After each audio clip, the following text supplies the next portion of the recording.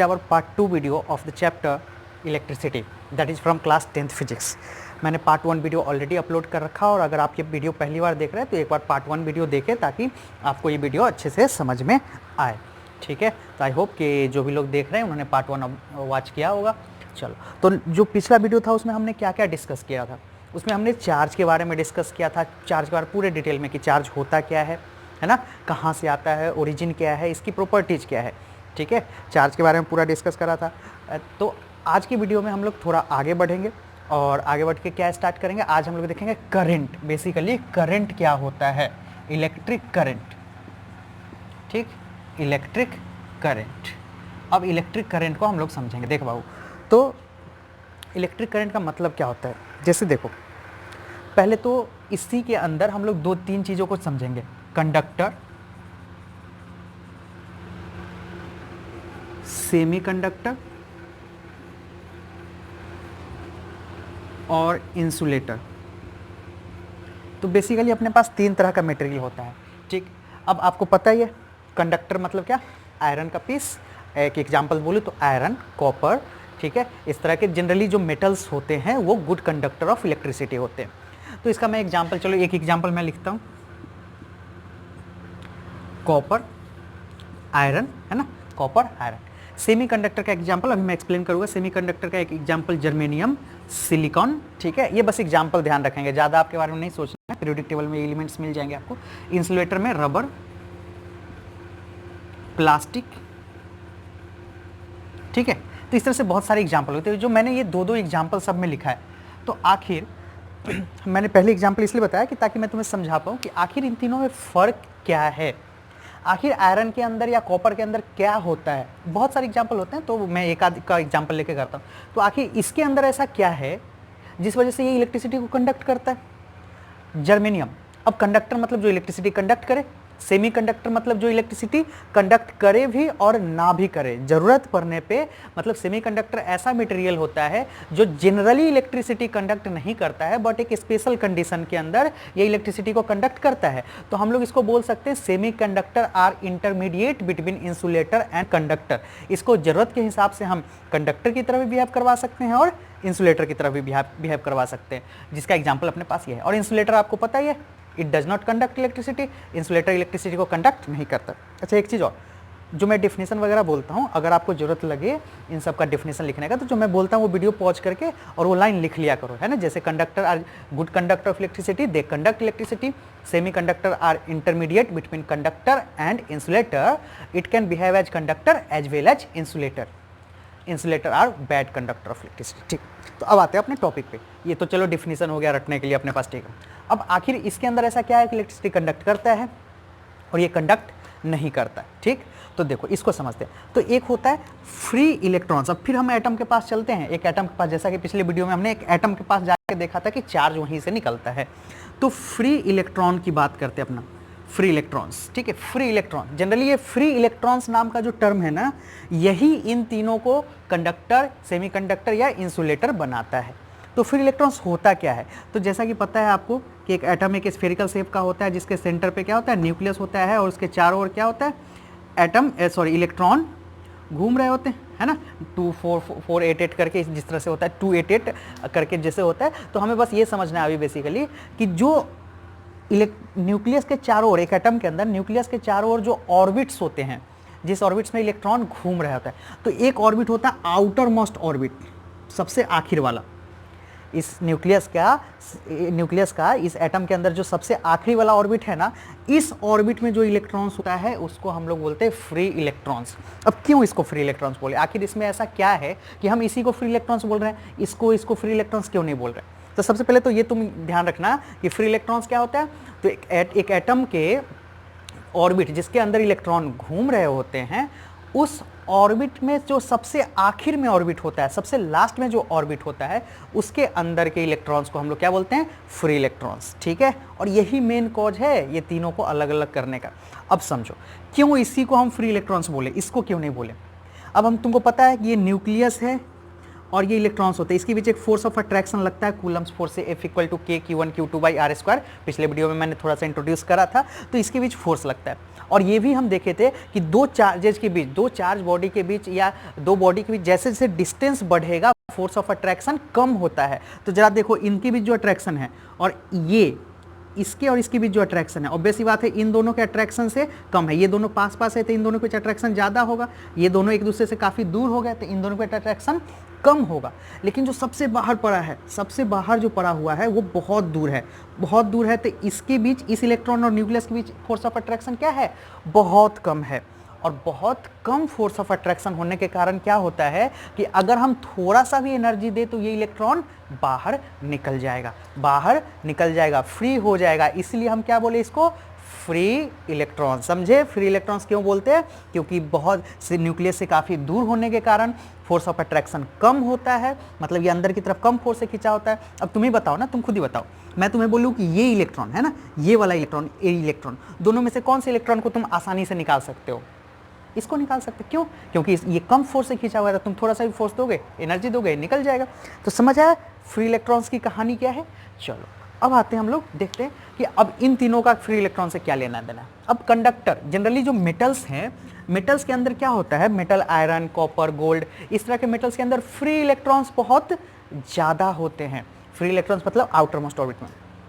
तो इसके पास जो फ्री इलेक्ट्रॉन्स है वो काफ़ी ज़्यादा होता है।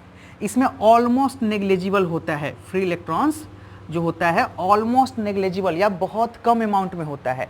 तो जरा देखो, अब मैं एक फिगर मान लो ये अपने पास एक आयरन का, लोहे का टुकड़ा है, आयरन, ठीक है, एक आयरन का पीस है, इसके अंदर फ्री इलेक्ट्रॉन्स है, ठीक है। अब ये फ्री इलेक्ट्रॉन्स बहुत ज़्यादा है। तुम क्या करते हो? बाहर से एक इलेक्ट्रिक फील्ड देते हो। बेसिकली क्या होता है, हम एनर्जी देते हैं। इलेक्ट्रिसिटी जो अपने पास आता है वो क्या है? Basically form of energy. तुम इस वायर को, जैसे मान लो ये मेरे पास आयरन का एक रॉड है, समझ लो ये रॉड है आयरन का।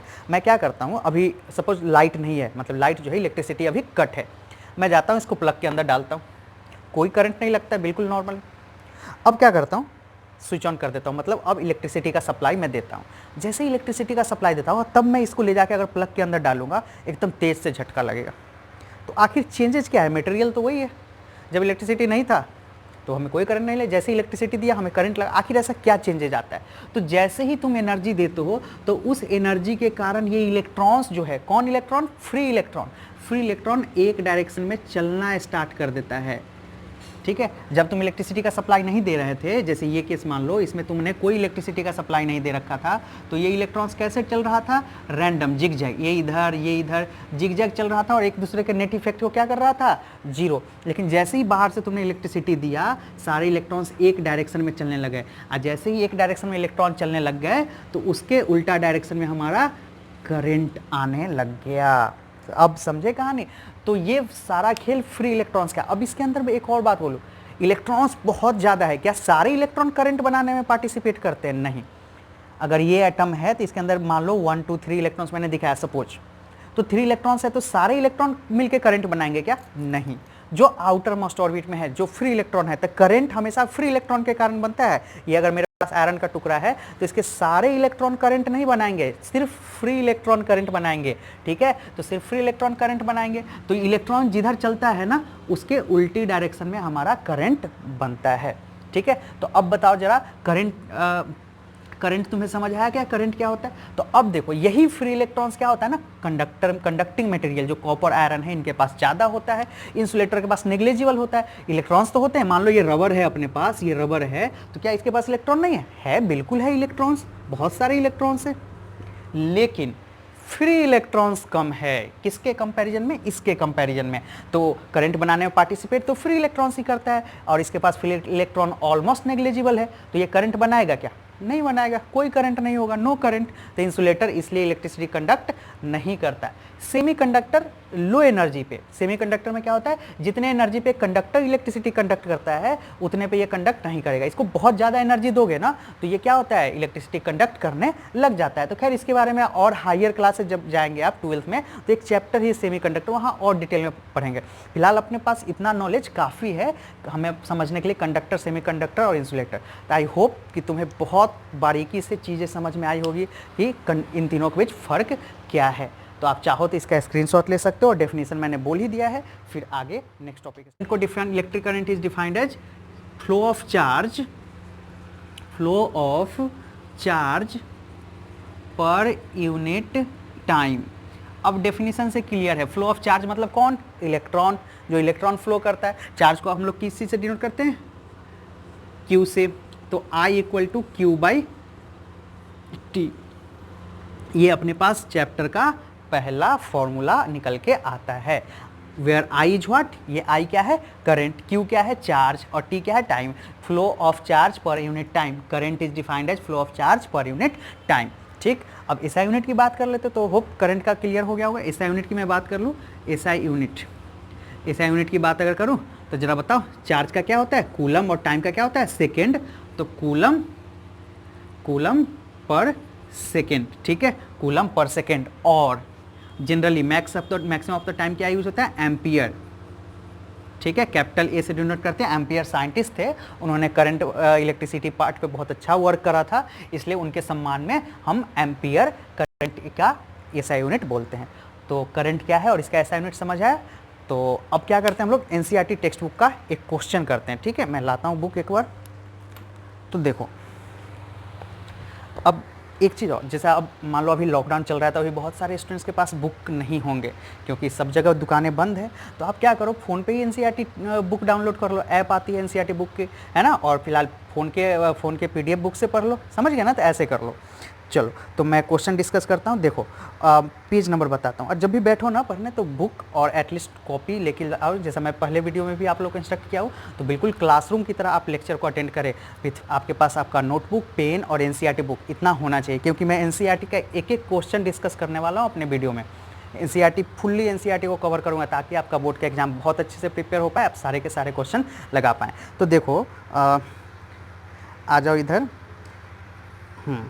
पेज नंबर 200 अगर आप देखेंगे, ठीक है, तो पेज नंबर 200 में एक एग्जाम्पल है, सॉल्व एग्जाम्पल है, एग्जाम्पल 12.1 है ना, सबसे नीचे। उसमें क्या कह रहा है, मैं सॉल्व एग्जाम्पल भी डिस्कस कर देता हूँ, बाकी बहुत आसान है।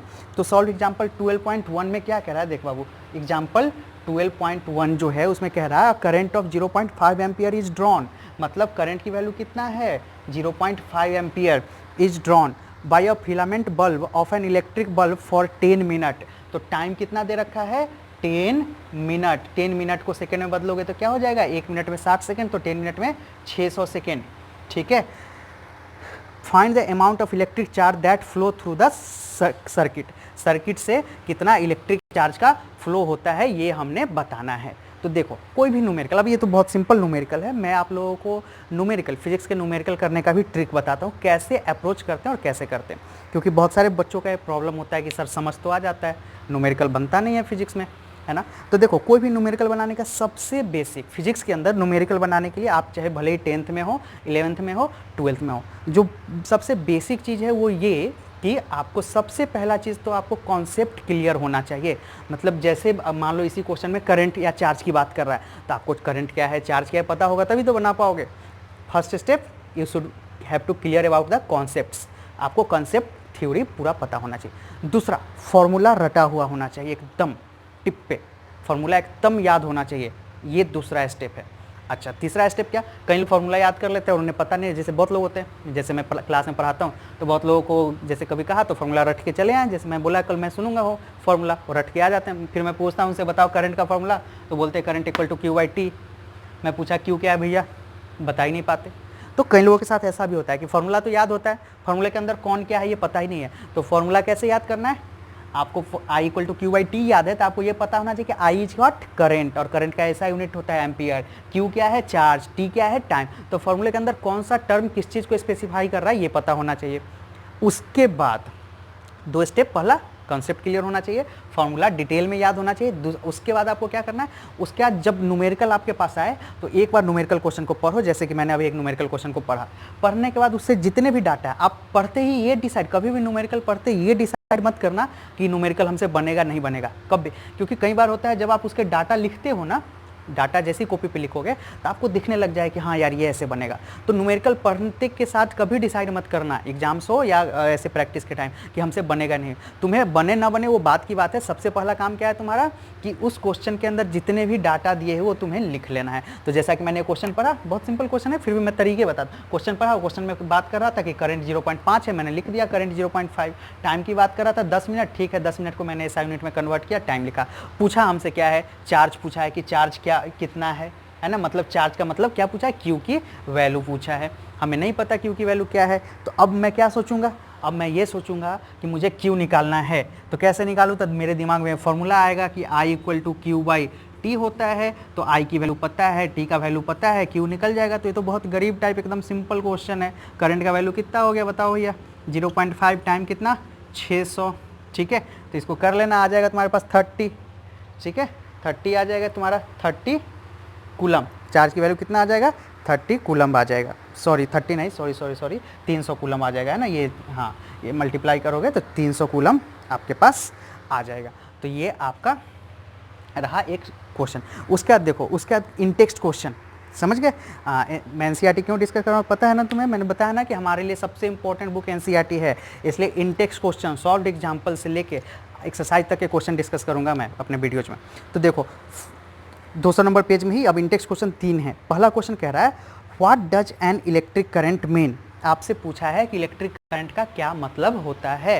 तो इलेक्ट्रिक करंट के बारे में क्या लिखोगे, ये मैंने डेफिनेशन लिखा है, ये पूरा लिख देना है, what does electric current mean. Second question आपसे पूछा है define the unit of current. देखो यूनिट ऑफ करंट मैंने बताया कूलम पर सेकेंड और एम्पियर, इसको डिफाइन करना है तुम्हें, ठीक है डिफाइन कर लेना। यूनिट ऑफ करंट मतलब 1 एम्पियर को आपको डिफाइन करना है, समझ गए। चलो तीसरा क्वेश्चन पूछा है calculate the number of electrons constituting 1 coulomb of charge. हाँ ये बहुत अच्छा क्वेश्चन है। ये क्वेश्चन कैसे बनेगा, तो ये है अपना क्वेश्चन नंबर 3। अब ये क्वेश्चन कैसे बनेगा, इस क्वेश्चन को बनाने के लिए हम लोग चलेंगे पिछले क्लास में। आप पिछले क्लास में मैंने एक प्रॉपर्टी बताया था चार्ज का, अगर तुम्हें याद हो तो Q = ± NE करके बताया था। Net charge on a body is integral multiple of the fundamental charges. एक बार ध्यान देना, पिछले लेक्चर को समझ आ जाएगा। तो क्वेश्चन पूछा calculate the number of electrons. Calculate the number of electron, यानी नंबर ऑफ इलेक्ट्रॉन हमें कैलकुलेट करना है कंस्टिट्यूटिंग 1 कूलम ऑफ चार्ज, मतलब Q की वैल्यू कितना है 1। तो 1 कूलम चार्ज के अंदर कितना इलेक्ट्रॉन, मतलब कितना इलेक्ट्रॉन मिलकर 1 कूलम चार्ज बनता है। तो फॉर्मूला आपने को पता है Q = ±NE। तो Q = ±NE लिखो। Q की वैल्यू क्वेश्चन में कितना दे रखा है 1।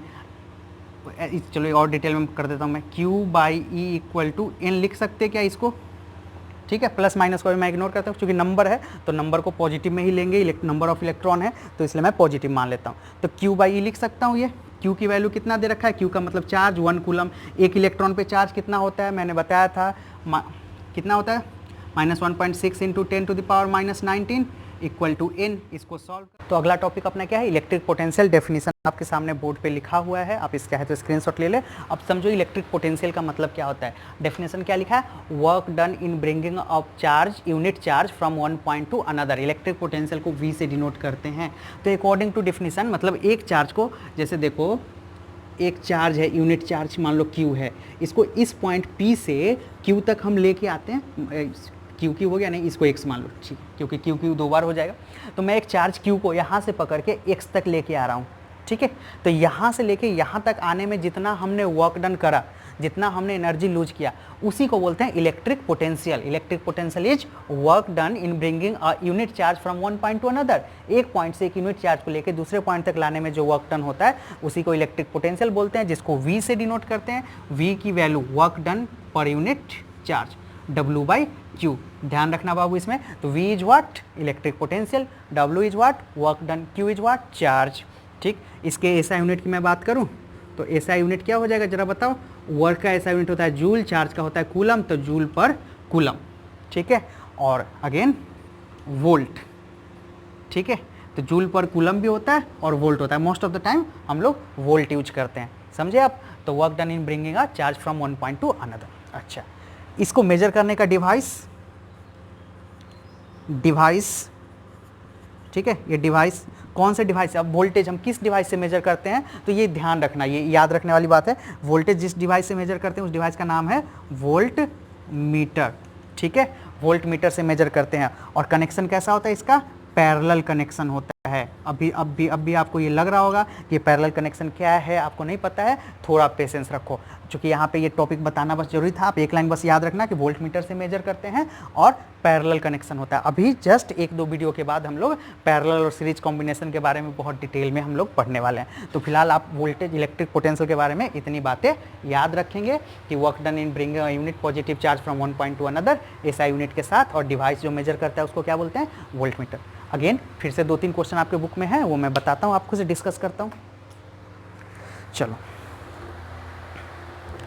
एक बार एनसीईआरटी बुक पढ़ना है ना, पेज नंबर देखो, मैं बता रहा हूँ, पेज नंबर ये 202 है ना, 201, 202, 200, ये सारे पेज नंबर पढ़ना। अगेन देखो एक क्वेश्चन दे रखा है आपके पास पेज नंबर 202 में, एक सॉल्व एग्जाम्पल है, हाउ मच वर्क डन, है ना, ध्यान से देखना बाबू, अगर बुक हो तो जरूर बुक खोलो साथ में। हाउ मच वर्क डन 12.2 है example. How much work done in moving a charge of 2 coulomb, मतलब Q की वैल्यू कितना, 2 coulomb across 2 point having the potential difference of 12 volt, मतलब पोटेंशियल डिफरेंस कितना, 2 पॉइंट के बीच एक चार्ज को मूव कराया गया, चार्ज की वैल्यू कितना है, 2 कूलम, और पोटेंशियल डिफरेंस दोनों पॉइंट के बीच कितना है, ये मान लो x और y 2 पॉइंट है, इन दोनों पॉइंट के बीच पोटेंशियल डिफरेंस कितना है, 12 वोल्ट क्वेश्चन ने कहा है, हमसे पूछा है वर्क डन। तो देखो हम क्या जानते हैं, V equal to W by Q, तो W equal to V into Q, V की वैल्यू कितना 12, चार्ज की वैल्यू कितना 2, कितना आ जाएगा 24 जूल, वर्क की वैल्यू अपने पास कितना आया 24 जूल। तो सॉल्व एग्जाम्पल है।